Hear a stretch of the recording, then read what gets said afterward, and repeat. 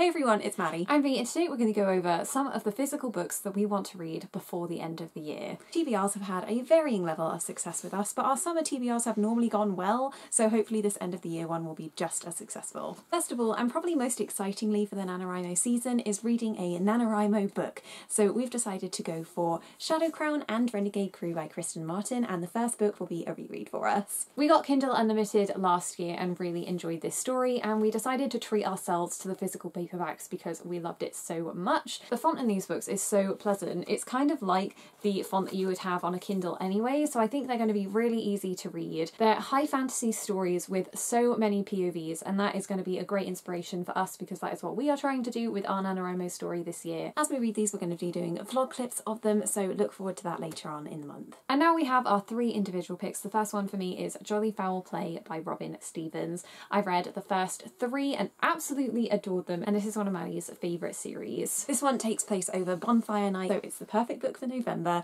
and it's also one where they go back to the school, which is the first time after the very first book, Murder Most and Ladylike, so it's fun to rediscover that setting. Fingers crossed we can get our hands on the latest book in the series, Death in the Spotlight, so that I can read that before Christmas too. My first pick is Reboot by Amy Tintera, and maybe I'll get to the sequel as well. I read these way back at the start of our booktube journey. I borrowed them off of Sara, and then recently she was unhauling them, and I was like, please let me have them because they are so nostalgic to me. It's a super action-packed dystopian where the length of time that you resurrect after your death determines how much humanity you have when you come back. The main girl in the series comes back after 178 minutes, which is the longest anyone's been dead, so she's basically a robot and she's falling in love with a boy who was only dead for about 12 minutes. Ooh, that sounds really interesting. He's practically human still. I'm going in knowing nothing but what V just told me, so I'm really excited to dive into a genre that I haven't seen practically since the Hunger Games.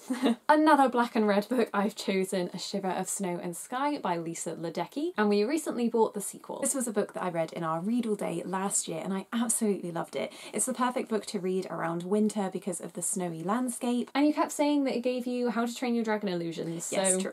I'm pumped for that. It also has a really interesting narrative style of being both in first and third person to show you about the main character and the tribe she leaves behind. So I just found it a really fun read and such an in-depth world for quite a short book really. Next I chose Everless by Sara, Holland, and again it's a book that I don't know much about besides that B gave it a 5-star rating earlier this year. I read it in one sitting during one of our summer read all days and I had so much fun, and I think you're really going to love how the magic system is constructed. It's very inspiring. And as we're writing fantasy during NaNoWriMo, I think it's important to also delve into that genre to see what's been going on, as it's been ages since I've read one. Again, like dystopian, I feel like I'm just rediscovering genres that I really enjoyed 4 years ago. I think you're going to like this too because it had similar vibes to Caraval. It's not at all like the plot of it, but it just gave me the same feelings, so we really enjoyed that book and we need to finish the rest of the series, so that will be on next year's TBR. And lastly for me, I have my fantasy pick, which is Of Fire and Stars by Audrey Colthurst. We got this in an owl crate months and months ago and I've been meaning to read it ever since. What I have heard has been great reviews, but there's also not been too much buzz.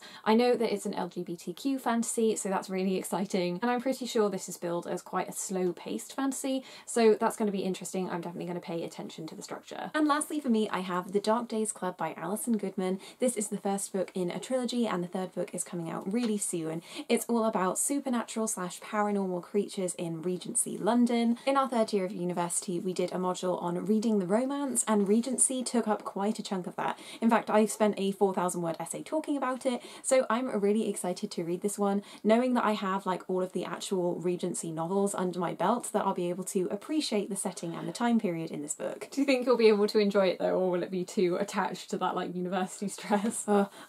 I think this will be nice to separate those two things and prove that I can enjoy it without an essay at the end. I've read the first 2 books in this series and I was eagerly anticipating a third, but it's been a little bit too long since I was in this world, so I need to reacquaint myself with it, so once Maddie's finished I'll probably give it a reread too if I have the time. Or I could just spoil it all for you.